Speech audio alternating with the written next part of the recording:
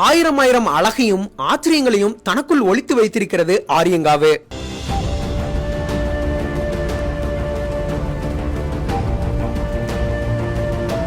தென்காசி மாவட்டம் புலியரைக்கு அடுத்து கேரள மாநில எல்லை தொடங்கி விடுகிறது.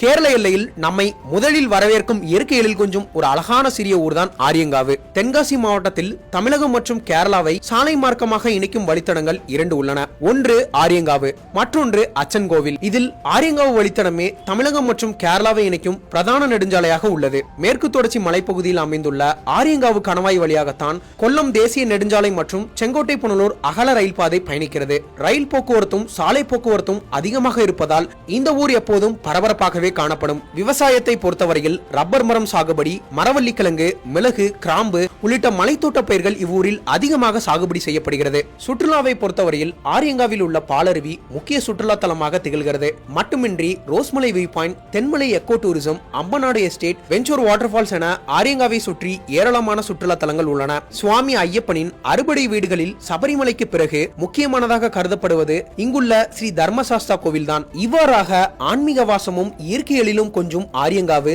ஆயிரம் ஆயிரம் அழகையும் ஆச்சரியங்களையும் தனக்குள் ஒளித்து வைத்துள்ளது. தென்காசி லைஃபுக்காக ஜஸ்டிந்துரை மற்றும் ஈஸ்வர் ராஜா.